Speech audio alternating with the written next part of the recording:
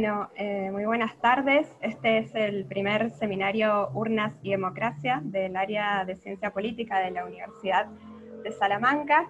Y bueno, inauguramos este curso, el curso 21-22, analizando unas elecciones más que importantes para el futuro de Europa, que son las elecciones federales en Alemania, que se celebraron este pasado 26 de septiembre.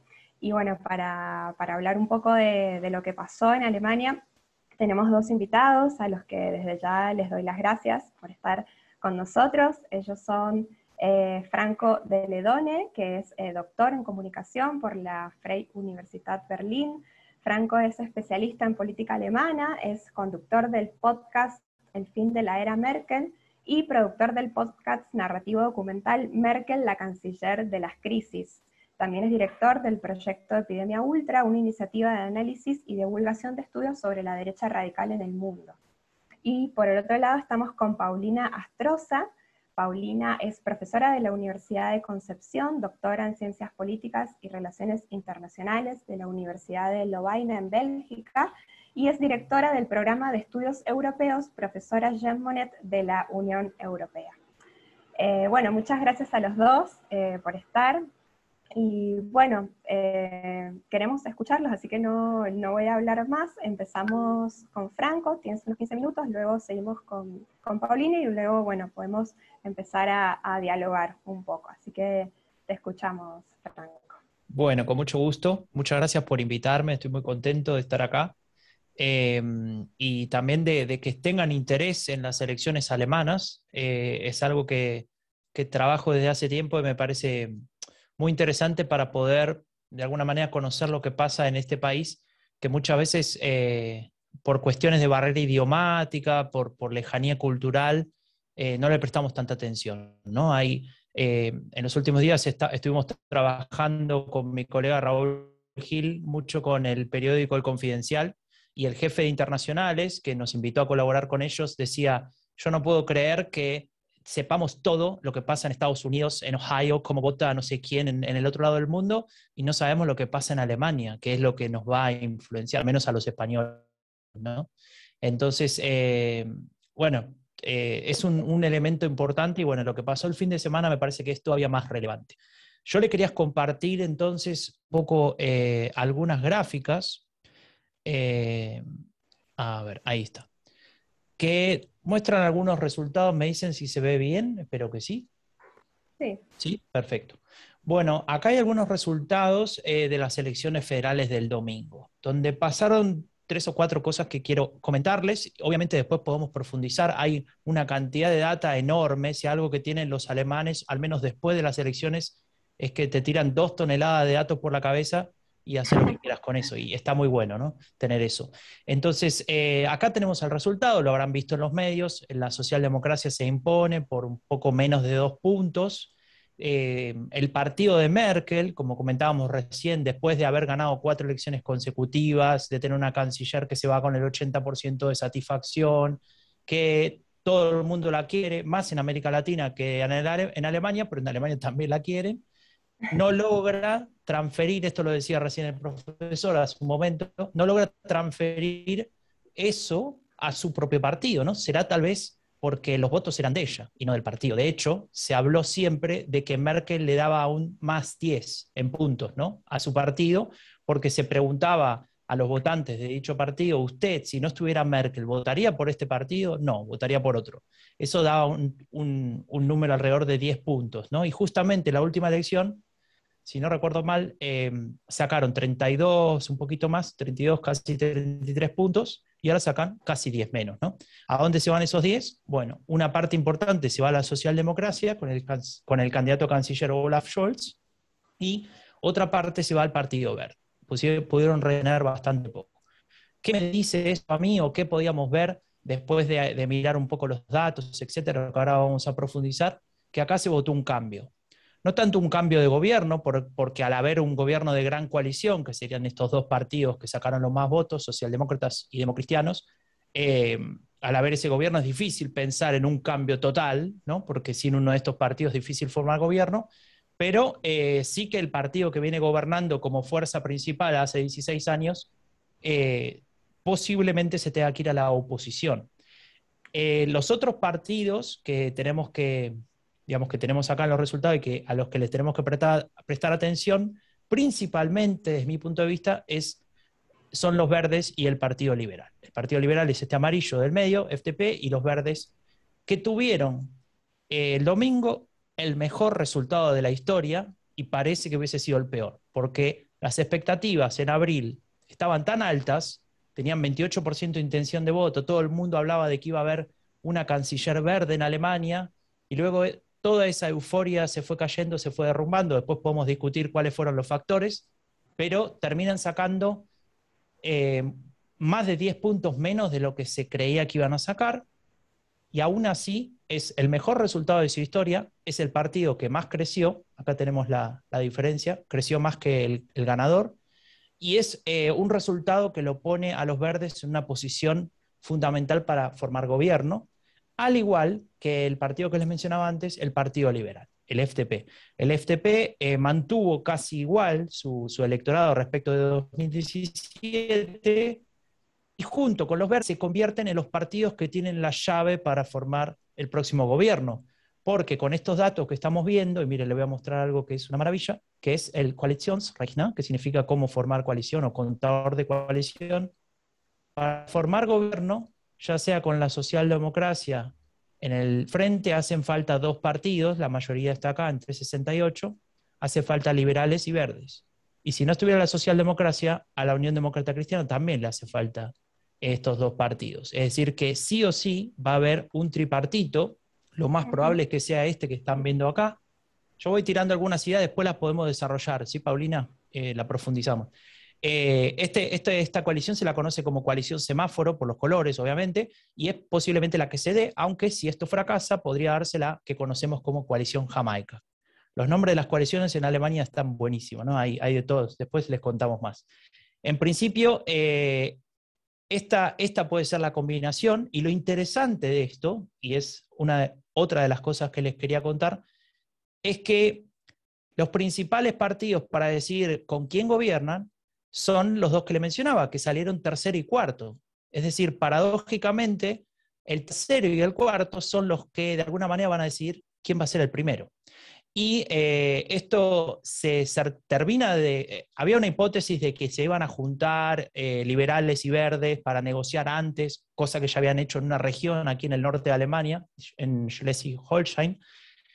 Y algunos decían, bueno, eso es un mito, ¿no? Pero efectivamente, hoy a la mañana se juntaron los representantes de los 2 partidos, se sacaron una foto hermosa de Instagram. Mi amigo Raúl Gil dice, son la coalición Instagram, ¿no? Porque no comunicaron en ningún otro lado salvo en ese. Después sí vino la conferencia de prensa, pero ese fue su primer mensaje.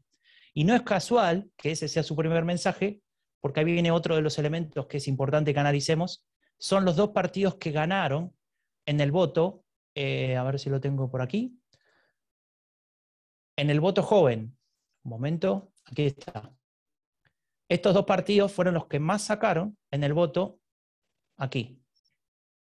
Menores de 25 años, no sé si se ve bien o lo tengo que agrandar, ¿se ve bien? Pero, menores de 25 años, los verdes sacan 23%, los liberales 21%, prácticamente lo contrario de lo que pasó en los mayores de 70 años. Es decir, estos 2 partidos se imponen entre las nuevas generaciones. ¿Será porque eran los que proponían el cambio en la campaña? ¿Será porque son los que responden a los temas que a esta generación les importa y los otros partidos mayoritarios ya no? Bueno, son preguntas que tendremos que resolver. Y un punto más, antes de darle la palabra a Paulina, que todavía estoy en tiempo, ¿no? ¿O ya me excedí? Estamos bien. Bien. Sí, te quedan 7 minutos. Me queda un poco, bien, perfecto. Un punto más que les quería comentar es el tema de quién lideró al partido. Tengo un problema porque acá me sale la ventanita de Zoom y no me deja ver las ventanas mías, pero bueno, no importa. A ver, esto me pareció interesante. Aquí lo que se pregunta es qué fue importante para mi decisión de voto, ¿no? ¿Por qué voté al partido que voté? Cuando le preguntaban a los votantes del partido de centro derecha, la Unión, ¿por qué votó a la Unión? El 18% lo votó por el candidato, el 45% por el programa y el 30% por su identificación partidaria. La misma pregunta para la socialdemocracia se ve un poco diferente, creo que está clara, ¿no? La diferencia. El 36% lo votó por Olaf Scholz. Olaf Scholz es el ministro de Finanzas actual, es el señor que estaba con 14, 15% de intención de voto hace poquitos meses y termina ganando la elección porque en algún punto, cuando los verdes ya no pueden más y se terminan de derrumbar, y también cuando el candidato de la Unión Demócrata Cristiana termina muy perjudicado por las inundaciones y una serie de errores de campaña que tuvo, aparece Olaf Scholz como el más serio de los tres candidatos, como el que decía prácticamente nada durante los debates, el que no forzaba ninguna situación complicada, el que no dejaba a nadie descontento porque decía muchas ambigüedades, no ambigüedades en el mal sentido, sino no jugarse por nada. Y en ese sentido él se ubica, y esto lo definíamos en algunos artículos que escribimos, como el más merkeliano de los tres candidatos, paradójicamente perteneciendo a la competencia política, ¿no?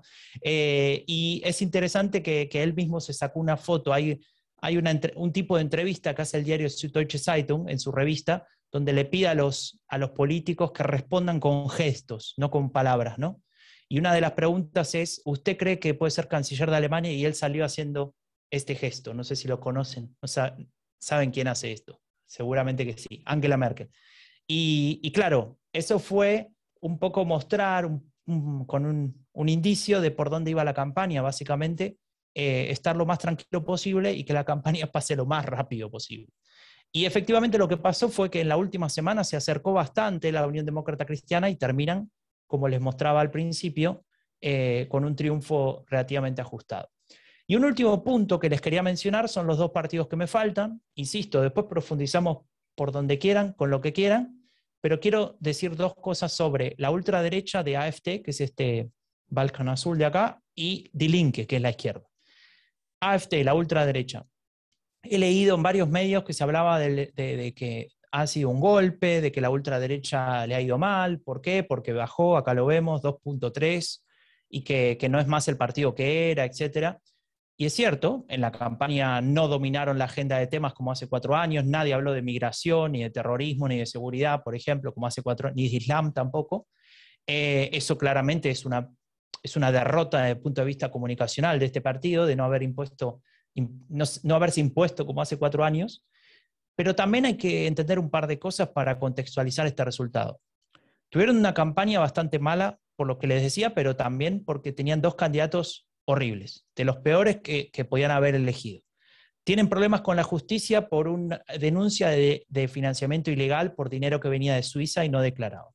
Tienen problemas con la justicia porque los vigila la Oficina Federal de Protección de la Ley Fundamental, porque hay ciertos sectores del partido que se han radicalizado tanto que esta oficina los considera sospechosos de estar en contra de la democracia, ¿no? Con lo cual te pone en un lugar bastante complicado para apoyar, especialmente si sos, por ejemplo, miembro de una fuerza pública, la policía, el ejército, etc. Entonces ahí se complica bastante la imagen y la posibilidad de apoyos.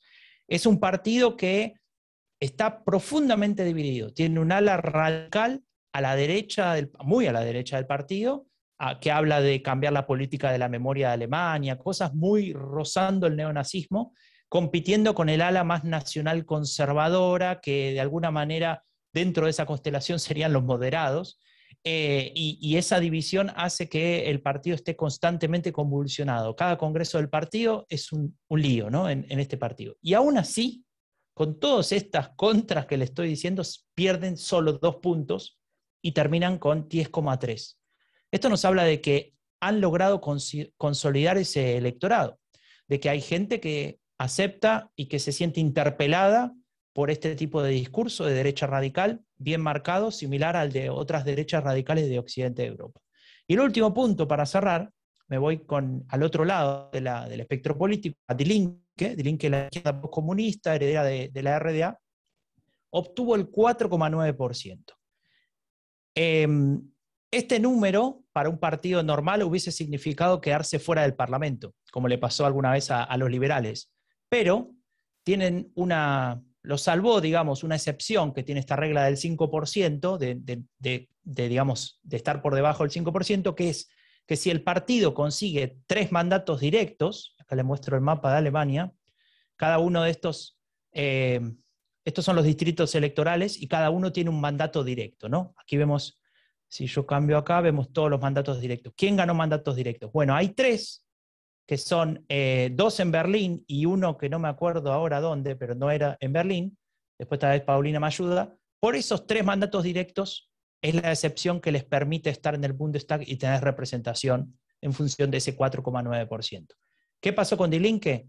Die Linke tuvo que competir con un SPD rejuvenecido, que dentro de sus 3 mensajes principales tenía un salario mínimo, lo cual lo benefició mucho en esta región que ven acá, muy roja, que es el este de Europa, de Alemania. Y por otra parte, al igual que la ultraderecha, un partido dividido, con sus líderes prácticamente haciendo la campaña que querían, sin coordinación, y con una situación bastante complicada en términos de ideología, ¿no? Digamos, de las partes que componen la ideología de Linke, que es bastante compleja. Ese es, desde mi punto de vista, panorama general, los elementos más importantes, de alguna manera, de esta elección, que quería compartir con ustedes. Me encantaría seguir profundizando, podemos ver mapas, podemos ver otras gráficas, ir a temas demográficos, etcétera, pero obviamente yo prefiero escuchar a Paulina, que nos cuente su visión de esto, pues todavía no la conozco, de hecho, así que me voy a enterar. Y les agradezco mucho entonces por estos 15 minutos para que pueda contarle mi parecer sobre esto. Perfecto. Bueno, sí, luego podemos seguir conversando sobre algunos de los datos que nos diste. Y bueno, y ahora sí le doy la palabra a Paulina. Recuerden que pueden, si quieren, ir planteando preguntas en el chat, o si no, cuando terminemos pueden también tomar la palabra. Así que bueno, ahora sí te escuchamos, Paulina. Muchas gracias. Primero, gracias por la invitación. Me siento muy honrada de poder participar con ustedes desde aquí de Chile, de Concepción, a Franco de Ledone, con quien nos hemos conocido y hemos coincidido en varias actividades. Y tomando un poco el análisis que él ha efectuado, quiero marcar algunas ideas un poco de cómo era Alemania, a cómo cambia este escenario. Y pensemos en primer lugar en los 2 grandes partidos, en la socialdemocracia y en la Unión Demócrata Cristiana, que es tanto la CDU como sus primos hermanos en Baviera, que son los socialcristianos. Piensen ustedes que en el pasado estos 2 partidos, que siempre han gobernado uno de ellos o en gran coalición, en algún momento juntos llegaron a tener cerca del 80% de la votación en Alemania. Y cada vez que ganó uno de estos partidos, tenía más del 30% y siempre a sobre el 40%. Y necesitaba un partido pequeño para formar esta mayoría para poder gobernar. Y eso claramente hoy día no se da. O sea, vean ustedes, 25%, 24% cada uno de estos grandes partidos, implica que también en Alemania, como ha ocurrido en otros países, incluyendo América Latina, los grandes partidos tradicionales están perdiendo adherentes, están perdiendo votos, están perdiendo eso que décadas atrás fueron ellos los que, en el caso de Europa, conformaron esta Europa de posguerra. Y fundamentalmente en Alemania, en lo que fue la República Federal Alemana desde 1949 en adelante. Hay un libro que hace muy poco tiempo publicó Cristóbal Rovira con Tim Bale, que le contaba a Franco, que justamente es un libro donde llama la atención estos autores, porque el último tiempo se ha hablado mucho de lo que ha subido la ultraderecha, se ha hablado también cómo ha tenido un auge la izquierda radical, y de lo que ha caído la socialdemocracia, porque efectivamente en el último tiempo la socialdemocracia se había ido a pique en varios países, incluyendo la propia Alemania. La socialdemocracia en un momento estaba, ¿cuánto, Franco? 14, 15% en las encuestas, le fue muy mal el año 2017. Pensemos en el Partido Socialista, socialdemocracia en Francia, donde está casi prácticamente desaparecido, y en otros lugares también. Entonces, también uno pone el acento en la caída que ha tenido la socialdemocracia en Europa.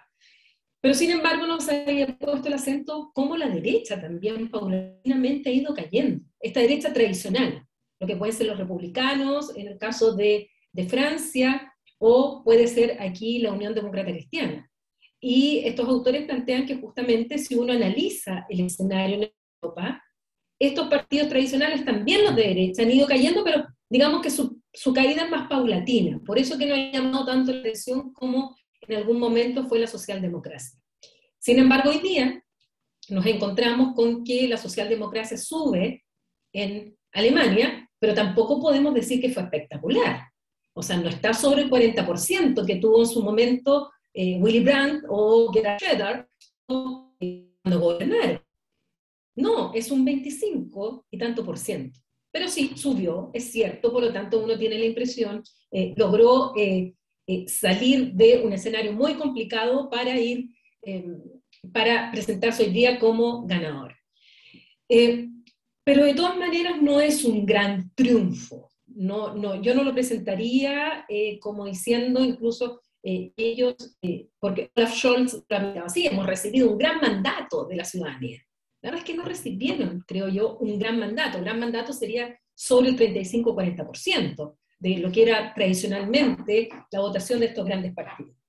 En segundo lugar, ya Franco lo señaló, es que la caída de 9 puntos de los democristianos es también un golpe, su peor resultado en la historia de la República Federal Alemana.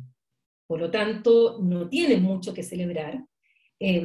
Además, los bávaros también cayeron, y eso, o sea, los socialcristianos en Baviera también cayeron, y eso es un mensaje que ya también se veía desde antes, porque en elecciones regionales también ya habían perdido bastante fuelle. Por eso mismo, el último gobierno de Angela Merkel estuvo tambaleando en algún momento antes de la pandemia, porque habían tenido derrotas importantes. Y aquí surgen estos dos partidos que hablaba Franco, que evidentemente yo creo que son los grandes ganadores. Por mucho que las expectativas hayan sido muchísimo más altas, y Annalena Baerbock, que es una de las jefas del partido Los Verdes, en la noche inmediatamente ella dice: reconozco mis errores, ganamos, pero no como nos decían la encuesta en algún momento, yo cometí errores, hay un tema de acusaciones de plagio, y hay otro tipo de errores no forzados que se cometieron, y ella dice: yo reconozco mi error. O sea, están contentos, pero no tanto con las expectativas que tenían. Sin embargo, los verdes que ya estuvieron en el poder, porque los verdes no es que estén surgiendo ahora, o sea, los verdes nacieron, no sé, en los años 70, y ya estuvieron en el poder en los 80, y estuvieron en el poder justamente con la socialdemocracia en algún momento. Por lo tanto, no es que no hayan sido gobierno. ¿Qué ha pasado con los verdes? Que después de haber gobernado en coalición con los socialdemócratas cayeron, pero los verdes se lograron reinventar. Yo creo que ahí hay un tema muy importante de los partidos políticos. Lograron buscar un discurso que fuera más allá de solo el cambio climático, no solo la ecología. Por cierto, la tomaron y lo han favorecido muchísimo, también que los jóvenes se han involucrado mucho, sobre todo en Europa, en estas marchas que volvieron de nuevo. También eso le favoreció un poco el repunte también tanto a los socialdemócratas como a los verdes, que se retomaron las marchas de Friday for Future, y sobre todo que de nuevo aparece el discurso de Greta Thunberg, y de nuevo se retoma tras la pandemia esto que llama mucho la atención de los jóvenes. Pero los verdes lograron ir buscando más allá. Y eso es importante en los partidos, que sepan reinventar su relato. En las últimas elecciones en Baviera se pensaba que podía ganar la ultraderecha, porque había un sector, además, fue después de la crisis migratoria, donde había un malestar muy grande con los socialcristianos por un sector, y muchos pensaban que esos votos se iban a ir a la ultraderecha, al AfD. Sin embargo, quienes ganaron mucho en esa elección fueron los verdes. Y fueron los verdes que ganaron votos en los campos. Es decir, ese voto conservador que no se quiso ir a alternativa para Alemania porque tienen su línea roja con la ultraderecha, pero que tampoco querían votar por los socialcristianos, encontraron en los verdes donde votar. Y por lo tanto los verdes también subieron en Baviera. Entonces, hay ahí un buen trabajo que lamentablemente en la campaña no se dio de la misma manera y no tuvieron el resultado que querían, pero tienen la llave para la próxima coalición. Y en el caso de los liberales pasa algo parecido. Los liberales también es un partido que no surgen ahora. Los liberales también estuvieron en el gobierno, estuvieron en coalición con Angela Merkel, de hecho. Pero después de ese gobierno de coalición con Angela Merkel, resulta que ni siquiera entraron al Bundestag, por lo que señaló Franco, que no tuvieron ni siquiera el 5% de los votos, ni tampoco los 3 mandatos directos, y no estuvieron representados. Y también tuvieron que irse reinventando. Y hoy día, su líder, Christian Lindner, bueno, claramente está feliz con este resultado, con un 11,7, porque junto a los verdes, con la caída de los dos grandes, claro que tienen la llave para negociar. Ya, porque la tradición en un sistema parlamentario, y ustedes lo saben, porque sobre todo en España tiene sistema parlamentario a diferencia de nosotros en América Latina, bueno, aquel que obtiene el partido y el líder del partido que obtiene la mayor cantidad de escaños es el primero quien se le entrega el mandato para formar gobierno. Y él busca a sus socios. ¿Qué es lo que pasó? Que tal como le señaló Franco, que ahora ya está en una foto, pero en lo que se llama la ronda de los elefantes, que es este debate, esta tradición fantástica que tienen los alemanes, que terminada sabiendo los resultados, se juntan todos los jefes de partido y en un debate público ya empiezan a mostrar las cartas y empiezan a negociar ahí mismo. Christian Lindner le dice a Annalena Baerbock, le dice, negociemos nosotros primero, veamos cuántas cosas en común tenemos, cuántas cosas nos alejan, veamos nosotros primero. Y después veamos con cuál de los grandes negociamos. Se lo dijo delante de Armin Laschet y se lo dijo delante de Olaf Scholz. Y la líder del Partido Verde dijo, sí, me parece. Incluso puso un ejemplo él. Dijo, a nosotros este tema de la obligación de tener paneles solares no nos gusta que sea una obligación, porque les gusta mucho la libertad. Y ella le dice, no tengo problema, porque si bien nosotros lo planteamos como una obligación, es una herramienta. Por lo tanto, si encontramos en común otra herramienta para lograr el mismo efecto de reducir los efectos del cambio climático y adaptarnos y mitigar, no tengo problema. Es una herramienta, le dice ella. Y ella también le plantea el tema de los impuestos, porque si hay una diferencia entre los liberales y los verdes, justamente el impuesto. Entonces le dice, conversemos. Y ahora por lo que me entero de Franco, porque no lo había visto, porque estaba dando clases temprano, bueno, se sacaron la foto. Ahí hay otro cambio que yo veo. No tienen la manija de esto los grandes, que llamaban a los chicos a ver con quién negociaban. Ahora son estos dos partidos que ellos van a elegir con quién, si es semáforo o es Jamaica. Y eso me parece también muy interesante. Por último, me interesa, yo creo que es relevante lo de que señalaba Franco, que también estoy de acuerdo con esto del desacoplamiento de la figura de Merkel de la CDU. Yo creo que hay un fenómeno propiamente merkeliano. Es Merkel, la figura de Merkel. Su liderazgo con luces y sombras, pero que dadas las encuestas, los alemanes les gustaba a Merkel. Y Merkel, por su mesura, por el hecho de tomar las decisiones que leyó muy bien siempre al electorado alemán, en que la vieron algunas veces defendiendo a los alemanes, los intereses alemanes, contra la opinión de los otros europeos. Estoy hablando principalmente de la crisis del 2003, y el euro y todas las medidas de ajuste y la troika y todo lo que bien conocen en España, pero por otro lado también defendiendo discursos como el haber dicho no a Alternativa para Alemania y hecho abajo un gobierno federado en Turingia. O sea, ella dijo no se negocia. Y ahí cayó su Delfina, que ella tenía como su continuadora, justamente por esa situación. Y además, cuando empiezan estos discursos ultranacionalistas y se habla de la libertad de expresión, tiene un discurso maravilloso sobre la libertad de expresión y dice, sí, la libertad de expresión, pero la libertad de expresión tiene límites. Cuando es contra el otro, cuando es racismo, y esos discursos son tan necesarios hoy día, que se los digo yo aquí en Chile cuando se han visto las últimas noticias respecto a Chile, Iquique, somos eso lo que estamos mostrando al mundo, que me da una vergüenza tremenda, pero en el fondo es Merkel, y Merkel ya no estaba, ella decidió no seguir, porque eso también, piensen ustedes en América Latina, cuando aquí hay algunos que cambian las constituciones para poder seguir eternamente. Angela Merkel, si hubiese ido, yo creo que gana. Y sin embargo, ella decide irse. Ella se quería ir en 2017. Y fue Barack Obama, incluso, quien le pidió en su último viaje a Europa, cuando ya había ganado Trump, decirle, ni vayas, porque aquí viene Donald Trump, necesito pasarte el testigo de la defensa de este mundo libre, o de esta democracia liberal. Y Angela Merkel decide presentarse de nuevo a las elecciones, y ya sabía que venía también su propio partido con un desgaste, porque tomó 6 meses el formar gobierno. Rompieron el récord, Alemania, de un país sin gobierno.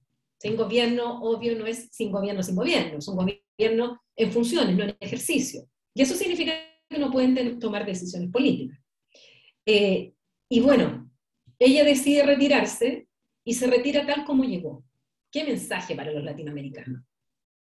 Desde la misma casa que llegó en 2005, con sus trajes monocromáticos eternos, yendo a comprar al supermercado sus botellas de vino en un carrito, comprando la verdulería que tiene en la esquina, y se va tal como llegó, y sin que la echen. Cuando lamentablemente aquí en América Latina muchas veces las crisis políticas se dan justamente por líderes que pretenden eternizarse en el poder, pretenden forzar las propias normas del Estado de Derecho, y muchas veces se van con más dinero, con muchísimo más dinero que la sola dieta o sueldo de presidente. Con eso quiero terminar. Gracias. Muchas gracias. Bien, yo quisiera preguntarles algo a cualquiera de los dos antes de leer alguna de las preguntas que están en el chat y antes de que si alguien quiere tomar la palabra, que son, por un lado, dos cosas que me llaman mucho la atención. Una del sistema electoral alemán, que es si pudieran explicar cómo es esto de que hay un determinado número de escaños que es para compensar, digamos, el sobrepeso que tienen otros partidos, y cómo es que el Bundestag se va haciendo cada vez más grande, a punto de que hoy tiene alrededor de 709 escaños, creo, un poco cortito. Y también otra cosa que me llama mucha atención es cómo es que, hasta ahora, si he entendido bien, la coalición que gobernaba era una coalición entre la democracia cristiana y la socialdemocracia, ¿verdad? O sea, esto me parece muy raro, porque no sé, es como si aquí en España, porque digo, entiendo que son los dos principales partidos que estructuran la competencia política, más allá de lo que vos mencionaste, Paulina, sobre la fragmentación partidaria que hay, pero no sé, es como si en Chile formaran gobierno la Concertación y Chile Vamos, o sea, me parece como raro. Si pudieran comentar algo de eso, y ya después pasamos a las preguntas. A ver, brevemente, sí, Alemania tiene un sistema electoral bien particular, porque por un lado se eligen mandatos directos, que son 229, y además existe lo que es el voto por lista. Es decir, los alemanes al momento de votar reciben 2 votos, y tienen lista cerrada. Entonces, el mínimo son 598 escaños en el Parlamento alemán, pero por este sistema en el cual sacan un determinado número de mandatos directos y un cierto porcentaje de lista, a veces ese porcentaje de lista no coincide con los mandatos directos. Entonces, para compensar y para que se den las proporciones, se aumentan los escaños en aquellos que quedaron cortos respecto al mandato de lista con los mandatos directos. Y eso hace aumentar los escaños. Y hoy día, la última información que tengo, Franco me puede corregir, es que el Parlamento quedó con 730 escaños, lo que sería el Parlamento más grande que ha tenido Alemania, que eso también en términos prácticos también es un problema. en algún momento incluso se habló que podía llegar a 900 escaños, porque nunca los alemanes saben cuántos escaños van a tener, todo depende de estas proporciones, cuántos mandatos directos hay, cuánto hay que compensar. Yo me he estudiado 2 veces, una vez en español y otra vez en francés, el sistema alemán, pero todavía tampoco lo comprendo 100%. Yo estoy repitiendo aquí tal cual como me lo aprendí en algún momento. Pero en el fondo la lógica es esa, que haya una representación de ese tipo. Y claro, o sea, y si ustedes se extrañan de que pueda gobernar la socialdemocracia con la democracia cristiana, o sea, si hablamos del sistema suizo, ahí sí que no entenderíamos nada que gobiernen 7 partidos en un solo gobierno. Y en Suiza funciona así, que es la llamada fórmula mágica, donde están todos los partidos políticos. Pero eso funciona en Suiza. Y esto tal vez funciona solo en Alemania. Y de nuevo a los latinoamericanos, no copiemos fórmulas que tal vez funcionan bien en un contexto y las tratemos de traer a América Latina y aplicarlas. Porque no funcionamos de la misma manera, porque no tenemos los mismos factores y que puede que no funcione de la misma forma. Pero esa es la razón por la que nunca se sabe, y el Parlamento alemán debería ser el parlamento más grande después del de China, creo, con la diferencia que aquí es democrático. Bien. Franco, no sé si tú quieres agregar algo más a esto. Ahora, digo 2 cosas. Primero, sí, bueno, el sistema electoral es muy complicado, pero podría ser peor. Porque, por ejemplo, en el caso alemán, me quedo, no quiero hablar de otros países, pero a nivel regional también existen cosas muy complicadas. A nivel federal, cada ciudadano tiene 2 votos, como explicaba Paulina. Bueno, a nivel regional, por ejemplo, en Hamburgo, cuando votás para el gobierno de ese lugar, tenés 10 votos, ¿no? Y si, por ejemplo, votás en las elecciones comunales de mi pueblo, donde vivo yo, que se llama Pfalzheim, en el medio de Baviera, tenés 50 votos, es decir, 50 crucecitas para hacer de unas listas que son gigantes, que la estaba buscando, pero la dejé en otro lado, si no se la mostraba. Entonces sí, está esa complejidad, y lo importante, digamos, para entender el peso de los partidos es mirar el segundo voto, siempre mirar el voto 2, ese es el que determina la proporción. Después, el primer voto es el que se le da al candidato de tu lugar, de tu distrito, de tu barrio, teóricamente al que conoces, al que tenés cercano. Y eso, históricamente, se lo habían llevado los partidos mayoritarios, o alguien de la socialdemocracia, o alguien de la Unión Demócrata Cristiana, o de la Unión Social Cristiana, que es el que está en Baviera, que, bueno, después les cuento eso. Entonces, el problema que se generó antes, digamos, tu pregunta, Mariana, hace una cantidad de años X que no recuerdo, no tendría sentido porque no existía, eso es algo nuevo. Lo que pasaba era que estos partidos mayoritarios se beneficiaban enormemente del sistema, porque tenían los mandatos que le correspondía por proporción, más todos los extra que recibía por mandatos directos, porque muchas veces superaban al número que obtenían en el segundo voto. Entonces se introdujo eso para impedir que haya esa, digamos, justicia, y lo que estamos teniendo son parlamentos, creo que es el más grande de Europa. El otro día vi una gráfica, me parece que es el que más escaños tiene de Europa, ¿no? Y con respecto a la gran coalición, mira, lo que dijo Paulina, a lo que dijo Paulina agrego simplemente una perspectiva histórica para entender las razones que llevan a estos partidos a decir me asocio con mi competidor directo. Primer punto, siempre estuvo la Unión Demócrata Cristiana como jefa de esa coalición, es decir, que la socialdemocracia fue la que siempre accedió a esto, con el precio que eso puede tener, que ha tenido. Primer punto. Segundo punto, pasó por primera vez en el 66, estuvieron 3 años, y era una situación excepcional, había una crisis en Alemania, bueno, era una época complicada, Guerra Fría, imagínense, entonces funcionó como una especie de puente para volver, entre comillas, a la normalidad, y ahí por primera vez, después de esa gran coalición, aparece Willy Brandt y gobierna la socialdemocracia, por primera vez en la historia desde la posguerra, ¿no? Entonces funcionó como una especie de estabilizador político, ¿no? Imagínense, era el año 66, no habían pasado, o apenas habían pasado 20 años de la guerra, y era muy, muy complicado volver a una situación así, ¿no? Más allá de eso, hay 3 grandes coaliciones más, que son seguramente, Mariana, las que vos conocés, las de Merkel con la socialdemocracia.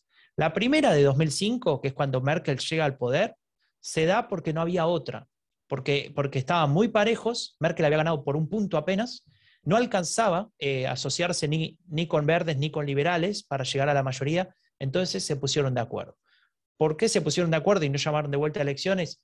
Porque la socialdemocracia estaba plenamente confiada de que Merkel era una persona que iba a pasar un par de meses en el poder y se iba a tener que ir porque no estaba capacitada. El nivel de subestimación contra Merkel dentro y fuera de su propio partido era enorme. Y bueno, ella se lo devolvió con 16 años en el poder. Eso fue en 2005, ¿no? Por eso aparece esa gran coalición que te mencionaba. Después viene un periodo con la coalición liberal y vuelve la gran coalición en 2013. ¿Por qué? Porque Merkel saca prácticamente la mayoría absoluta, pero no llega. Los liberales se quedan afuera del gobierno porque no llegan al 5% que les contaba antes, y con los verdes no quisieron hacer coalición en ese momento. Con Die Linke de ninguna manera harían coalición la CDU. Entonces, la única forma de formar gobierno, valga la redundancia, era sentarse con los socialdemócratas, que aceptan de vuelta, otra vez creyendo que era bueno, simplemente un trampolín para volver al triunfo. Bueno, no, muy mal, porque en 2017 la socialdemocracia sacó el peor resultado de su historia, ¿no? Y ahí es donde viene la última gran coalición, que es la actual, y esa es, creo que la más dura para la socialdemocracia, ya de que ahora miran ganando, porque no querían hacerla. En la ronda de los elefantes que mencionamos antes, Martin Schulz, ex presidente del Parlamento Europeo y candidato en ese momento, dijo: de ninguna manera voy a hacer una gran coalición y menos voy a ser ministro de Frau Merkel. Bueno, la segunda cosa la cumplió, pero la primera no, porque hubo gran coalición. Lo que pasó fue que fracasó un tripartito, el famoso Jamaica, entre democristianos, liberales y verdes, se rompe esa negociación, y la única opción era o llamar a nuevas elecciones o hacer la gran coalición. Schulz dice de vuelta: no, de ninguna manera, yo mantengo mi palabra, hasta que lo llamó el presidente federal, Frank-Walter Steinmeier, y le dijo: por favor, señor, déjese de decir cosas y siéntese a hablar, porque si no, tenemos un problema. Y ahí, imagínense, ¿no? 2017, ¿no? Acaba de ganar Donald Trump, o sea, China en crecimiento. Había un escenario internacional donde tal vez no era la mejor situación tener una Alemania inestable en Europa. Y bueno, la socialdemocracia, y eso hay que reconocerlo, porque se lo reconoce bastante poco, accede a esto, ¿no? Y eso es de verdad un servicio al país. Más allá de que las negociaciones fueron durísimas, se llevaron la mitad de los ministerios, o sea, fue una cosa fuerte pese al mal resultado, y así es como llegamos hasta hoy. Entonces, desde mi punto de vista, esas grandes coaliciones, que vos te preguntás por qué, tuvieron mucho que ver con la situación histórica, con los números que no daban, y también con cierta confianza, de alguna manera, de Angela Merkel, de poder sostener esa gran coalición e incluso sacar provecho, y eso es lo que ha hecho durante mucho tiempo, de iniciativas de los socialdemócratas, ¿no? Porque la atribución de responsabilidades a ella le permitió ganar apoyos, modernizar a su partido, que estaba anclado en los 80. Imagínense, para la CDU la mujer tenía que quedarse en casa, ¿no? Y cuidando a los hijos, y tal vez si trabajaba medio tiempo, pero lo importante era el modelo de familia. Bueno, Merkel modifica eso, entre otras cosas, ¿no? Yo nombré solo un ejemplo. Entonces, de ahí viene un poco esta situación de las grandes coaliciones y de por qué aparecen pese a que pareciera contradictorio. Bien. Bueno, voy a leer una pregunta del chat. Emma pregunta: ¿por qué las zonas en las que más votos acumula Alternativa para Alemania son los Länder del Este? Si querés, empezamos de nuevo con vos, Franco, y después pasamos a Paulina.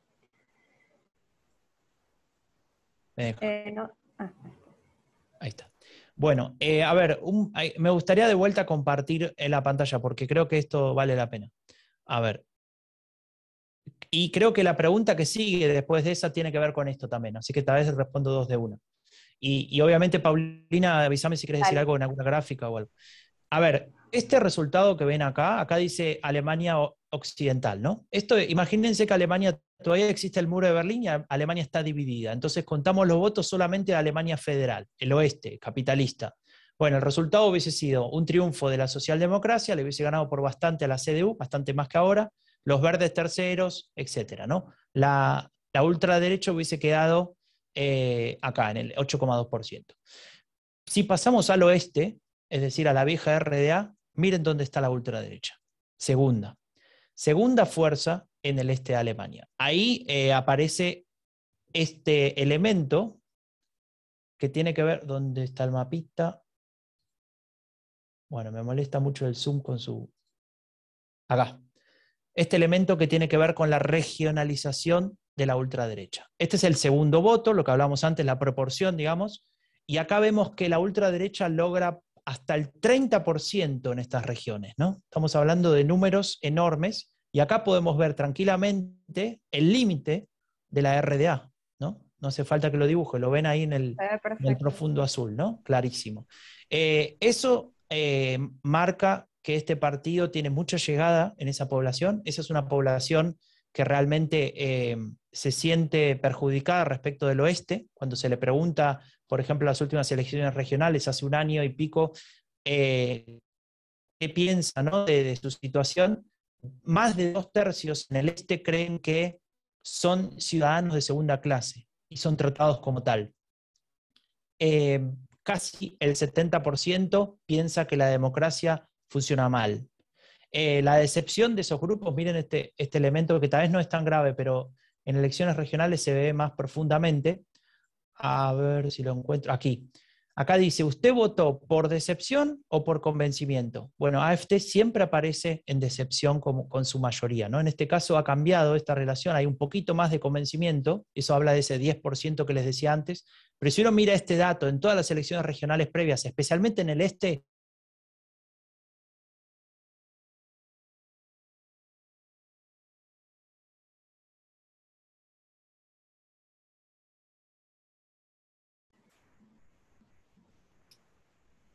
¿Se quedó pegado, Franco?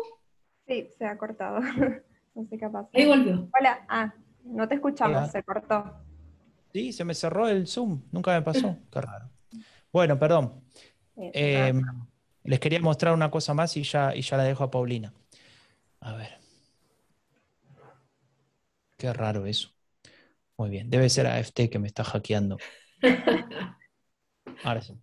Y una cosa más que les quería mostrar de AfD, que lo preguntaban en la otra pregunta, y tiene que ver con el trasvase, ¿no? AfD recibe votos, o ha recibido votos de la izquierda, de la derecha, es decir, es un partido transversal, al menos hasta el año pasado, y ahora que pierde votos, también pierde votos de manera transversal, ¿no? Se van muchos al Partido Liberal, a la socialdemocracia, lo vemos aquí, y ha recibido votos de Die Linke, es decir, de la izquierda poscomunista, van a AfD. Entonces, este es un partido que en el este de Alemania logra de alguna manera responder a la pregunta principal, que tiene que ver con esto. ¿Qué partido, esta gráfica de acá abajo, qué partido representa mejor los intereses de los alemanes del este? Y ahí aparece que un tercio piensa, poco más, que la ultraderecha los representa mejor, más que incluso Die Linke, ¿no?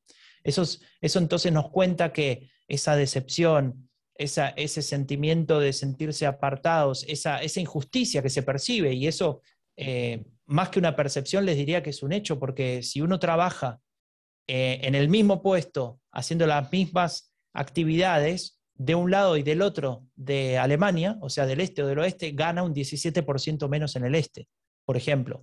O todos los puestos altos de todas las élites, en la universidad, en las empresas grandes, en los juzgados, todos esos puestos de élite son ocupados muy mayoritariamente por personas del oeste.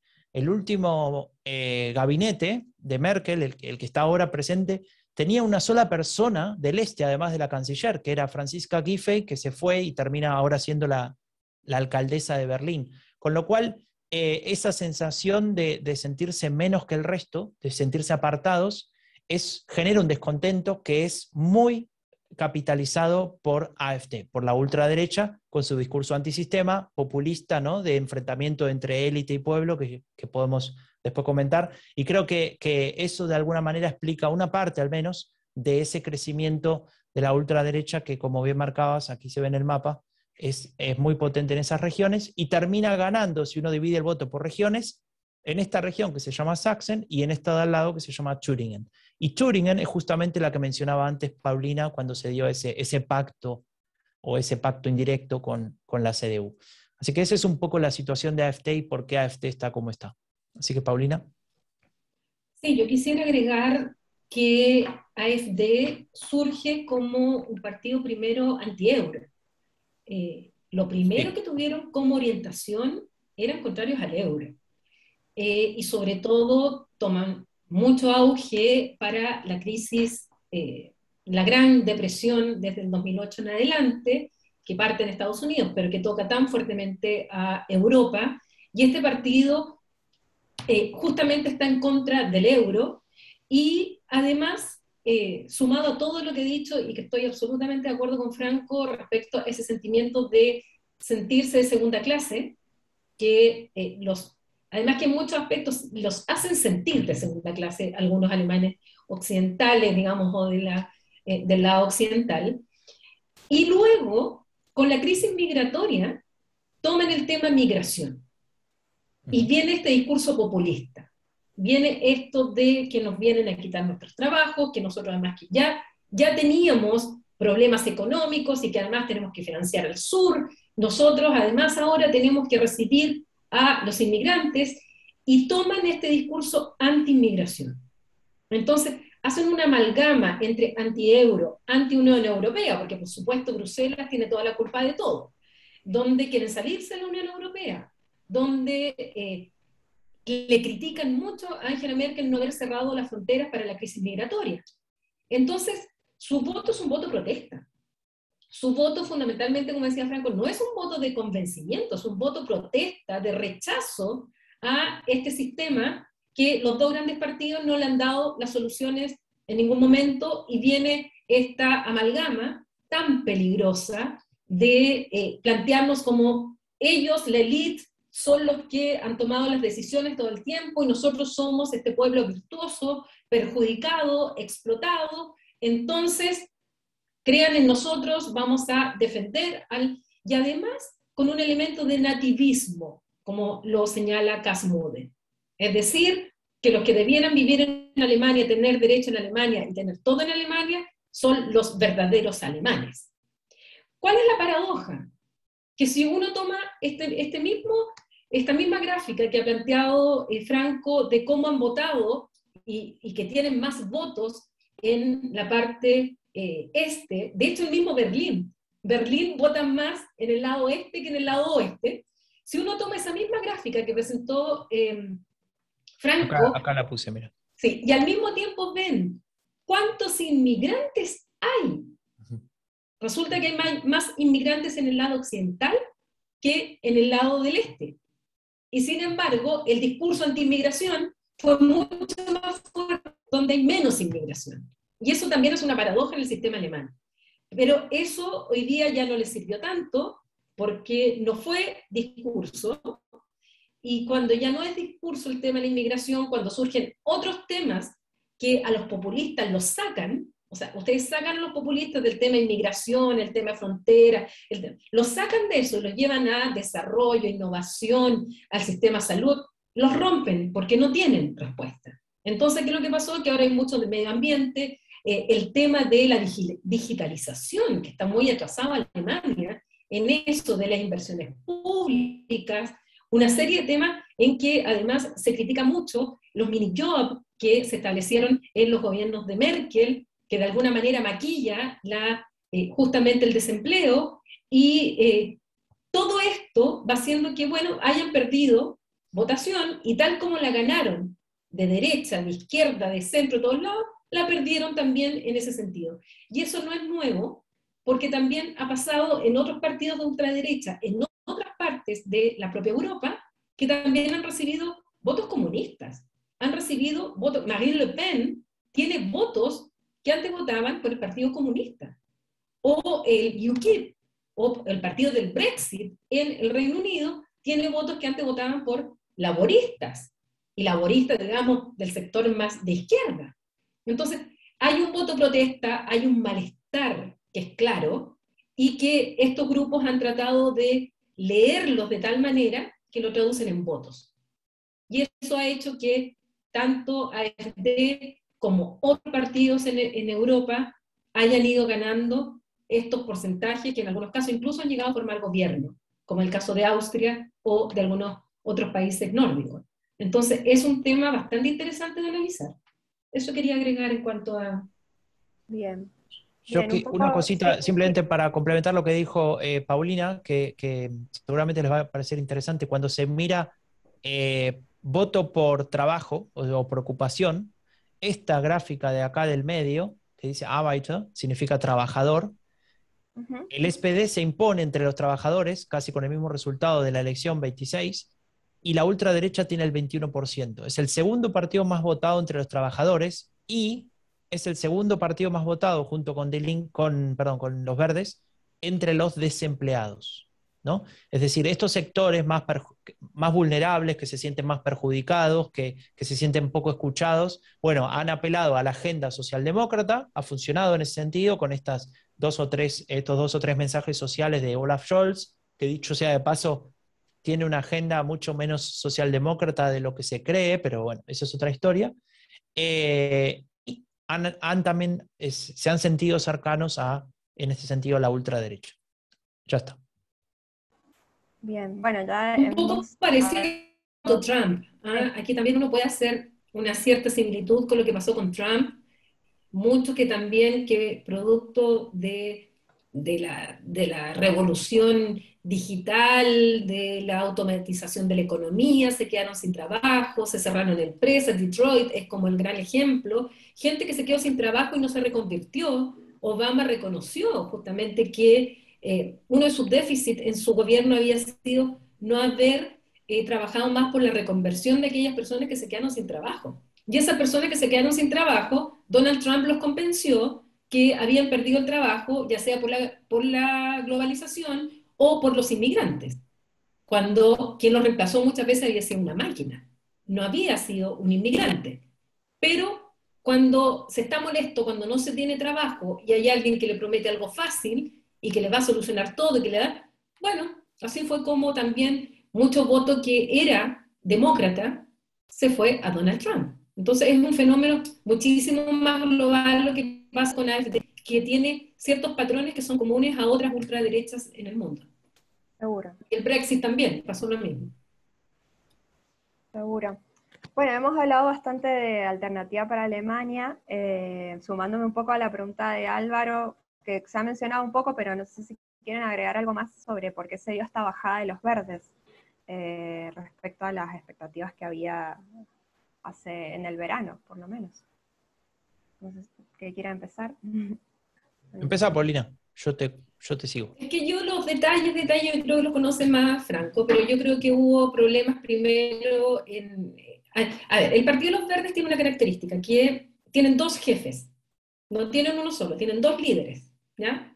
Y, bueno, se define por Baerbock como la candidata, y hubo varios problemas de acusaciones de plagio respecto a su tesis, que no lo supo manejar bien, y eso evidentemente le trajo problemas en su campaña. También hubo problemas al interior de los propios verdes, porque una de las cosas que explican de por qué el SPD logró remontar fue que el SPD se mostró bastante unido como partido.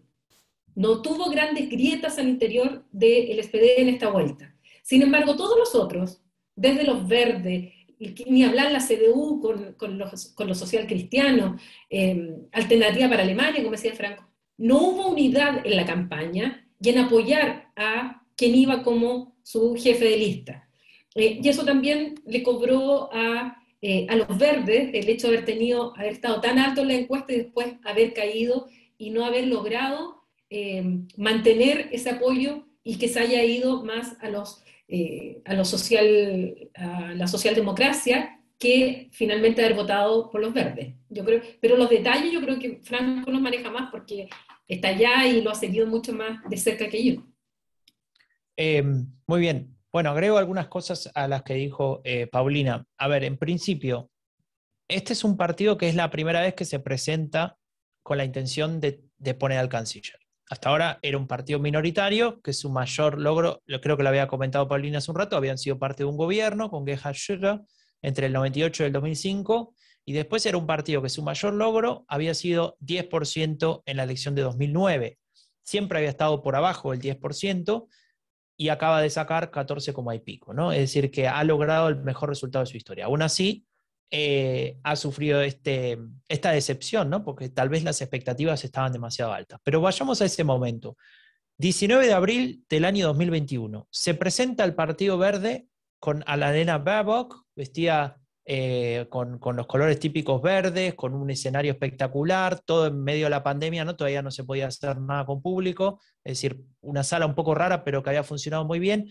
Entra ella junto con Robert Habeck y él la presenta, ¿no? Y dice, ella va a ser la candidata. Lo hablamos y decidimos que ella es. Obviamente ahora todos dicen que hubiese sido mejor que fuera el otro. Bueno, si el otro era el candidato y sacaba este resultado, todos hubiesen dicho que era mejor ella. Eso siempre pasa.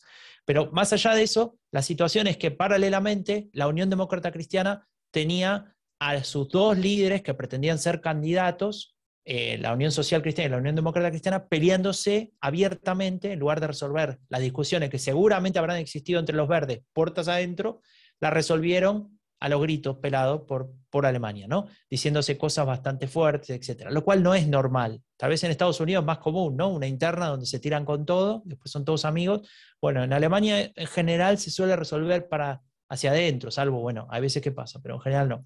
Entonces, ese contraste hace que el Partido Verde se dispare, ¿no? Bueno, queremos un partido regional, ordenado, mirá qué bien que lo hicieron, encima ella se ve bien, o sea, como que había un montón de temas, de elementos que le sumaban, y de verdad que ese partido llega a su punto más alto, creo que era 28% en alguna encuesta, como el partido que ofrecía lo que parecía que existía en Alemania, que era la sensación de un clima de cambio de época, ¿no? Necesitamos algo nuevo, es el fin de la era Merkel, no queremos a estos que se están peleando para suceder a Merkel. La socialdemocracia era un partido semi olvidado. Nadie, pero nadie, cualquier persona que a ustedes les digan que pensaba que la socialdemocracia iba a ganar, es una persona mentirosa y no le tienen que hablar más en la vida. Entonces, ahí en ese contexto, el Partido Verde tenía todas las de ganar. ¿Qué pasó? Pasó que cuando estás en el 28% te transformás en un partido que necesita algunas herramientas más de las que tenía el Partido Verde. El Partido Verde, pese a esa intención de voto, seguía siendo un partido chico en aparato, en estructura, en recursos, les diría hasta en experiencia de estar en ese lugar. Entonces, la situación, por ejemplo, de Annalena Baerbock escribiendo un libro que después alguno investigaba y veía que hizo copy-paste, pero un libro que no tenía más interés que que publicitar las propuestas del partido, es decir, no estaba plagiando para vender más, etcétera, pero que es un plagio B. Evidentemente, termina siendo una situación que se podría haber subsanado con un equipo más atento, más despierto, con más experiencia. Alguien que diga, bueno, vas a poner algo, tenés que poner citas, ¿no? Cosas básicas que para ustedes que son todos académicas y académicos, es lo normal, pero bueno, en una campaña con esa vorágine se pasa de largo. Se le pasó, por ejemplo, declarar que había recibido un pago extra en el Bundestag, es decir, había pagado los impuestos, no es que evadió impuestos, pero cuando vos ganas algo extra y sos diputado, tenés que declararlo en el Bundestag. No lo hizo. Otra vez sale eso a la luz. Y cada semana salía una cosa nueva, cada semana. Además de eso, una campaña sucia muy fuerte, como yo nunca vi en Alemania, yo vivo acá desde el año 2010, nunca vi eso, campañas que te llegan por WhatsApp diciendo que Annalena Baerbock va a prohibir que tengas perro, por ejemplo, o va a quitarle la jubilación a los ancianos, cosas, mentiras, ¿no? Así muy brutas incluso, ¿no? Pero que, bueno, alguien lo recibe de parte de tu tío, de tu primo, y capaz que lo crees. A eso se le sumó la campaña sucia por parte de un sector de la industria, que obviamente no quiere tener un gobierno verde, y que le hicieron una campaña sucia en carteles en la calle, disfrazándola a ella de Moisés, y en lugar de traer los 10 mandamientos, traía las 10 prohibiciones, ¿no? De todo lo que los verdes no querían que hagas, por ejemplo, volar de Düsseldorf a Berlín, que son 10 minutos en avión, el avión sube y baja, y bueno, los verdes lo querían prohibir por la contaminación, y eso armó todo un escándalo. Podría seguir enumerando las cosas, la cuestión es que más allá de una campaña sucia, te la pueden hacer, pero el partido tiene que estar preparado para eso, especialmente si sabes que se pueden despertar tantos problemas. Es decir, que de ser un partido de 8,9 a 28% fue un salto demasiado grande. Y a eso hay que sumarle una cosa que es muy importante, que la dice siempre Raúl Gil, y es, si sos un partido que querés ganar la elección y querés estar en 28% y mantenerte, o incluso más, no puedes tener un mensaje para un solo nicho. No puedes ser un one issue party. Y los verdes lo fueron. Parece lógico, ¿no? De hecho, cuando uno mira las encuestas, ve que el motivo, el problema más relevante de Alemania hay dos: la cuestión de la crisis climática y la seguridad social, ¿no? Digamos, o la justicia social. Bueno, la cuestión de la crisis climática ocupaba los puestos más altos durante mucho tiempo, y uno dice, bueno, si es lo más importante, hablemos de eso, ¿no? El tema es que, si lo mirás desde la lógica de la comunicación política, todos sabemos que al Partido Verde le importa el clima. Entonces, lo que tendrían que haber intentado es conquistar, a través de otro tipo de promesa, de iniciativa, de propuesta, a otro tipo de elector, que tal vez la cuestión del clima le parece relevante, pero necesita otras propuestas, porque tiene otros problemas. Porque, por ejemplo, tiene chicos que durante la pandemia hacían homeschooling y era todo un desastre, no andaba internet ni nada, o porque no tiene trabajo, o porque tiene miedo de que cuando sea viejo no le alcance el dinero, etcétera, etcétera, etcétera. Para esos grupos, los verdes no tenían mucho que ofrecer, o al menos tal vez lo tienen, pero no lo comunicaron.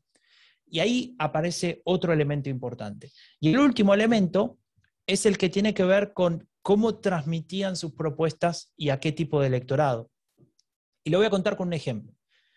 Otra vez cito a mi amigo Raúl. Él estuvo en Potsdam, justo el día anterior a que yo viaje a Berlín el fin de semana. El día jueves, en Potsdam, Annalena Baerbock y Robert Habeck hicieron el cierre de campaña oficial. Igual en Alemania se puede hacer campaña porque no hay veda, ¿no? Pero hicieron un oficial ahí en Potsdam, al lado de Berlín. Había un escenario de estos, en escenarios circulares, ¿no? Donde la gente se pone alrededor y queda todo súper democrático y lindo, el piso hecho de césped, ¿no? Una cosa maravillosa. Y en algún momento, después de un discurso, la gente podía preguntar. Y sube un nene de 9 años a preguntarle a Annalena Baerbock qué va a hacer para que esté mejor el país y para que él esté mejor, ¿no? Como niño. Y la respuesta de Baerbock fue darle un discurso sobre lo peligroso que era China y el comercio mundial y lo que tenía que hacer Alemania respecto de las relaciones internacionales y qué sé yo. A un nene de 9 años, ¿no? Es decir, esa capacidad de Annalena Baerbock para comunicar de contenido y que lo hace muy bien, etcétera, se transforma en ciertos momentos donde la campaña necesita que tengas esa empatía, que puedas cambiar de chip y transformarte en alguien que da mensajes un poco más simples, pero igual de potentes. Bueno, Baerbock no lo había tenido, o no lo tuvo. Al menos en ese ejemplo, digamos, se evidencia otro tipo de situaciones similares. Con lo cual, sumando todos esos factores, y seguramente alguno más que me olvido, podemos entender por qué el Partido Verde sacó el mejor resultado de su historia, pero ese mejor resultado de su historia es menos del 15% de los votos. Perfecto. Es decir, lo que lograron en Baviera no lo lograron a nivel nacional, porque en Baviera justamente lograron evitar que el voto se fuera a la alternativa para Alemania, justamente porque le dieron el relato justamente a esos conservadores que no querían volver a votar por los socialcristianos, pero tampoco querían votar por alternativa para Alemania. Pero ¿sabes cuál es la diferencia? Claro, no, es que está muy bien la comparación porque nos ayuda a entender algo que es muy importante. Baviera es un land rico, igual que Baden-Württemberg, que está al lado. Tiene industria, tiene trabajo. O sea, imagínense, la tasa de desempleo de Baviera es 2,1%. Es decir, nadie. Los perros tienen trabajo. Entonces, claro, en ese contexto, el votante verde funciona mucho mejor, porque el votante verde es un votante educado, de dinero, o con buen pasar, clase media para arriba, como les decía, educado, relativamente joven, o tirando para joven ya, aunque en Baden-Württemberg se puede sopesar eso, y es un electorado, digamos, muy informado, muy interesado políticamente, ¿no? En Baviera hay mucho de eso, en Baden-Württemberg hay mucho de eso, ¿no? En Hessen también, que es donde mejor le fue en 2018-2019. Ahora, cuando vos lo llevas a Alemania, al resto, en el este, por ejemplo, en el noroeste, entonces, en las zonas rurales, donde tal vez el discurso verde no pega, no interesa, tal vez incluso las propuestas son, eh, digamos, son rechazadas, ¿no? Por ciertas ideas más tradicionalistas, etcétera. Bueno, ahí el Partido Verde no llega y nunca ha sido capaz, al menos hasta ahora, tal vez algún día lo logre, de entrar por otro camino, ¿no? Como logró, por ejemplo, la socialdemocracia de entrar al este a través de esta idea del salario mínimo, por nombrar una de las propuestas. Y creo que ahí está la diferencia. Es decir, Baviera, es cierto, ahí los verdes pisaron fuerte, pero en el resto de Alemania, donde tal vez la desigualdad es mucho más amplia, los verdes no tienen respuesta. Tienen buenas intenciones, pero no tienen respuestas. Clarísimo. Gracias, Franco y Paulina. Daniela pregunta, ¿cuáles serían los principales puntos de la agenda que cambiarían en Alemania ante una coalición de la socialdemocracia, verdes y liberales? Yo creo que depende si estamos hablando en el plano estrictamente alemán o estamos hablando en el plano europeo internacional. Yo el plano interno se lo dejaría a Franco. Yo me dedicaría más al tema europeo internacional. Y en este sentido, yo creo que una coalición de este tipo le da tranquilidad a Europa. O sea, sigue siendo continuidad. Ninguno de los tres partidos son anti-Unión Europea, ninguno de ellos está planteando salirse de la Unión Europea, e incluso los socialdemócratas son mucho más partidarios de la integración que lo que tradicionalmente era la CDU, en el sentido de profundizar en algunos temas la integración, sobre todo, salvo cuando Angela Merkel ahora al final, junto a Emmanuel Macron, plantearon y rompieron el tabú de la mutualización de la deuda. Entonces, desde ese punto de vista, a nivel europeo, yo creo que están dentro de las corrientes europeístas de los partidos que además tienen una gran representación en el Parlamento Europeo. Todo va a depender de lo que pase en las elecciones francesas el próximo año, que ahí puede venir la complicación, que ahí puede venir un tema, porque es muy importante Francia y Alemania aquí como eje. Para el caso español, esta coalición también le puede servir mucho para apalancar temas en los cuales le interesa mucho a España, desde el punto de vista del turismo, desde el punto de vista de la inversión en innovación, desde el punto de vista del medio ambiente. Hay una serie de temas también que le puede interesar mucho y esta colaboración también respecto a su rol internacional. Yo creo que va a haber una cierta continuidad, no veo que en eso vaya a haber un quiebre abrupto. Hay ciertas materias que son, digamos, de Estado en Alemania, y yo creo que si bien no funcionó la coalición jamaica en su momento, esta coalición semáforo le puede dar mayor tranquilidad a sus socios en Europa que cualquier otra que fuera más rupturista. Entonces, en ese sentido no hay grandes puntos.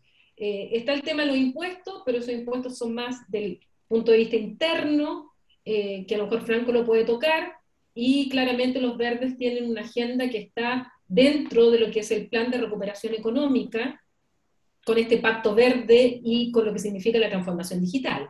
O sea, está muy dentro de esa lógica también. Y esto del salario mínimo, que hablaba Franco, bueno, hay que ver cuánto los liberales van a estar de acuerdo en ese punto o no, pero son temas también que en otros países ya se está conversando o han estado avanzando más de lo que Alemania está avanzando. Entonces puede que esta renovación implique también una nueva vinculación con sus socios, pero hay que esperar las elecciones del próximo año, que son muy importantes en Alemania. Bien. ¿Y en el plano interno, Franco? Bueno, en el plano interno, voy a aprovechar para mostrar la foto de la que hablaba hace un rato Paulina. A ver. Esta es la famosa foto de los cuatro fantásticos. Robert Habeck y Annalena Baerbock, Robert Habeck a la derecha, y el que está un poquito más atrás es Christian Lindner, el jefe de los verdes, y el de la izquierda es el secretario general del partido, perdón, no de los verdes, de los liberales, y el segundo también. Esta foto después fue transformada en meme, ¿no? Entonces aparecen cosas como la socialdemocracia no está muerta, la socialdemocracia acá la tienen, ¿no? Los liberales, e incluso algunos los hace cantando We Are Family, ¿no? Y ahí los vemos muy divertidos. Bueno, está bueno eso, a mí me gusta mucho cuando se pueden transmitir estos conceptos un poco con algo de humor, ¿no? De hecho, así lo hacemos en el fin de la era Merkel, en el podcast. A ver, ¿qué puede pasar en el plano interno con esto y qué puede cambiar? Angela Merkel nos deja un legado y muchas cosas muy lindas que están en el otro podcast, Canciller de las Crisis, pero también nos deja deudas, ¿no? Y yo quisiera nombrar 3 que creo que tienen que ver con el trabajo de este nuevo gobierno, cuando se dé, si es que se da. Primero, la digitalización, ya lo mencionamos, o creo que Paulina lo dijo. Alemania tiene la peor internet de Europa. Alemania tiene la peor infraestructura en ese sentido. Hoy leí que, por ejemplo, Telefónica en España desarrolló un cableado y una conexión que está, comparado con Alemania, en 51 de ventaja, ¿no? Es una cosa impresionante para pensar en Alemania, ¿no? Que es la potencia. Y ese tema no recibió el suficiente interés por parte de la gran coalición liderada por Merkel, y obviamente por eso tampoco recibió ningún tipo de, o al menos hubo muy poca iniciativa en ese sentido, ¿no? Más allá de que los políticos después, bueno, te cuentan todo lo que hicieron, que nunca sabes, pero entonces ¿por qué no anda? Y esto se hizo muy fuerte cuando fue lo de la pandemia, ¿no? Todos ustedes lo vivieron en carne propia, lo vivimos todos en carne propia, el homeschooling, las conferencias, el no sé qué. Bueno, si Internet no te anda bien, tenés un grave problema. Y si los ministerios, entre ellos, se comunican oficialmente por fax, que es el gran símbolo de cómo fracasó en Alemania la digitalización, bueno, claramente es un tema, una deuda. El segundo punto, que va a ser parte de este próximo gobierno, si se da el semáforo, porque es uno de los elementos más importantes de los liberales. Tal vez la implementación, ahí empiezan a diferir, ¿no? Si el Estado interviene, si es solo iniciativa privada, pero bueno, típico, ¿no? De una agenda liberal. El segundo punto que les quiero nombrar es la crisis climática. Obviamente están los verdes acá, ¿cómo no vamos a hablar de esto? Ahí también tenemos otro problema de muy poco trabajo del Estado, muy pocas medidas, pese a las iniciativas. De hecho, en la campaña electoral, mientras que Ursula von der Leyen, que es alemana, ex miembro del gabinete de Merkel, ¿no? Etcétera, como presidenta de la Comisión Europea presentaba las medidas muy ambiciosas, según algunos, según otros para nada, de lograr esa neutralidad y qué sé yo, el candidato de la CDU, que en ese momento estaba primero en las encuestas, tenía 30% en una encuesta, o sea, estaba volviendo la CDU a ser la CDU de Merkel, dice, me parece que son muy ambiciosas las ideas de la Unión Europea, yo creo que no habría que ir tan rápido, hay que ser racionales, la gente quiere un mundo mejor, pero no quiere tantos cambios, que no sé bien cómo encaja eso, pero él lo decía. Y lo que pasó fue que al otro día, y esto es literal, no estoy exagerando, aunque me gusta mucho exagerar, pero en este caso no, el otro día fueron las inundaciones en su región. Murieron más de 100 personas, vieron las casas flotando como si fueran barquitos. Y él tuvo que desdecirse y cambiar de opinión 180%, 180 grados, y al otro día dijo, hay que acelerar. Usó la misma palabra encima, ¿no? Lamentablemente para él y para su spin doctor que no lo coacheó bien. Entonces, eso fue el inicio de la caída de Armin Laschet, que es el candidato de la CDU, ¿no? Ahí empieza a derrumbarse. Entonces, ese es un punto vital, y ahí también hay un cortocircuito en esta nueva constelación triple, les diría. Por un lado, la socialdemocracia tiene un problema con eliminar del todo la industria del carbón. Hay una parte importante de su electorado que está relacionada a esa industria, que sigue siendo relevante, especialmente en la zona de Nordrhein-Westfalen, que es donde sacaron una cantidad de votos importante. De hecho, es la región más poblada de Alemania, ¿no? Dortmund, Dresden, etcétera, toda la cuenca del Ruhr. Y obviamente los verdes están en contra. Ellos dicen, no, hay que terminar con el carbón urgente, hay que poner que el 2% de la superficie de Alemania esté utilizada para energía eólica, por ejemplo. Y bueno, ahí hay una discusión por resolver. Y el otro punto por resolver es cómo se implementa también. Los liberales dicen, tiene que ser exclusivamente iniciativa privada, las empresas tienen que decidir qué hacer y cómo hacerlo para ser clima neutral, como se dice en Alemania, y los verdes dicen, no, si hasta ahora no funcionó, el Estado tiene que decir hasta acá, o estas son las medidas, o estos son los límites. Entonces ahí tenés otra discusión. Lo mismo con el tema del diésel, de los motores de combustión, de permitir o no que se produzcan autos con motores de combustión. Los liberales dicen las empresas que hagan lo que quieran, ellas son lógicas y en algún momento van a ser solamente electro, y los verdes dicen no podemos esperar hasta que las empresas decidan hacerlo. Bueno, todas esas discusiones están sobre la mesa, pero el próximo gobierno tiene que hacer algo con respecto al tema de la crisis climática, mirando incluso a lo que está haciendo la Unión Europea. Y el último punto, y con esto cierro, es el tema de la desigualdad social, ¿no? Que ya lo estuvimos hablando. Ahí también aparecen unos cortocircuitos porque, obviamente, si uno quiere invertir y un Estado que, digamos, de alguna manera reactive o movilice o reforme algo, tiene que pensar en lo impositivo. Y para los liberales, cuando le decís impuestos, se pudre todo, ¿no? Bueno, entonces, claro, ahí es donde la discusión no está muy clara cómo se va a resolver. Se habla de un nuevo impuesto a la riqueza, los liberales dicen que de ninguna manera, se habla de un impuesto a la herencia, los liberales dicen que podría ser, pero mejor no. Posiblemente el punto intermedio sea dejar todo como está, ¿no? Ni bajarlos como quieren los liberales, ni subirlos como quieren los socialdemócratas y verdes. Pero bueno, eso es parte de las negociaciones, ¿no? Entonces ahí vamos a ver también qué pasa. Y también tiene que ver con quién va a ser el nuevo ministro de Finanzas. Christian Lindner de los liberales se muere por serlo, se saca fotos, hay fotos de él en la puerta del ministerio. Eh, y tal vez eso sea lo único que quiere, entonces los verdes ceden y los socialdemócratas también para recibir otras cosas. Esas son todas cosas que vamos a ver en las próximas semanas. Bien. Bueno, para ir cerrando, yo les quería preguntar si pudieran decir así cortito, más allá de lo programático, ¿qué creen que podemos esperar de Olaf Scholz si finalmente es el canciller como líder, digamos, en términos de sus capacidades, sus atributos, teniendo en cuenta el antecedente del legado de Merkel? ¿Y cuál creen que va a ser el papel de Merkel?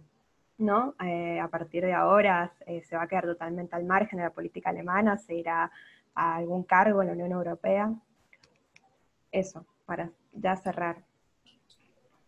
A ver, primero, ¿qué esperar? Yo creo que él tiene justamente, y por eso es que confiaron más los alemanes en él, experiencia. Y él, siendo ministro de Finanzas, obviamente ya sabe lo que es estar en un cargo, o sea, ser el ministro de Finanzas de Alemania no es cualquier cargo, y por lo tanto uno tendría que esperar de él justamente que se mantuviera sin grandes vaivenes y logrando esa estabilidad y moderación que a los alemanes tanto les gusta. No irse a los extremos y no tener turbulencias y tratar de mantener el buque controlado, sobre todo cuando vienen las crisis. ¿Cuánto de esto podrá hacerlo o no? Bueno, eso lo vamos a tener que ver porque una cosa otra cosa es con guitarra, otra cosa es estar ahí con el timón a cargo. Y eso es lo que algo, después de todo, que se le ha reconocido a Angela Merkel en todas las crisis que le tocó vivir. Y respecto a ella cuando recibió un doctorado honoris causa y le preguntan sobre esto, ella dice que quiere descansar, que quiere leer, y al final tiene una frase así como, ¿y a dónde me lleve la vida? Una cosa así como, bueno, o sea, siempre, yo creo que es política, yo creo que sí querrá dormir, sí querrá leer, sí querrá hacer tantas cosas y no estar preocupada de lo que está pasando, pero llegará un momento en que probablemente acepte algún tipo de responsabilidad internacional. No puedo dejar de pensar mucho con lo que pasa con Michelle Bachelet aquí en Chile, que también quería leer, también quería descansar, también quería jugar, y hoy día está como alta comisionada de las Naciones Unidas en los Derechos Humanos. Entonces, son personalidades que tienen un liderazgo natural y que ya ha probado, y tal vez la tengamos, no sé, como secretaria general de la ONU o presidente del Consejo Europeo, no sé, pero no creo que dure mucho tiempo leyendo y descansando y escuchando ópera. Yo creo que algo por ahí tendrá que aparecer. Ya. Franco.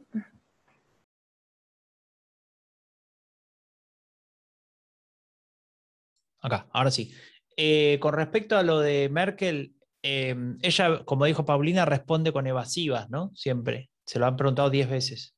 Entonces, como yo no me creo más que Merkel, voy a responder también con una evasiva, ¿no? Como para no romper la lógica. Y yo creo que, como dice mi esposa, se va a ir a regar las plantas y que no la molesten, básicamente. Después, no, ahora respondiendo en serio, no lo sé. Realmente no sé cuál sería su lugar.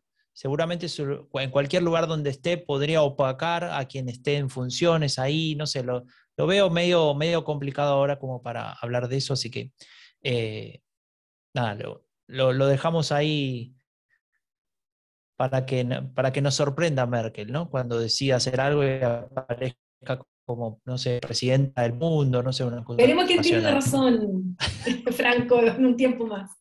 Así que bueno, eso. Muchas gracias.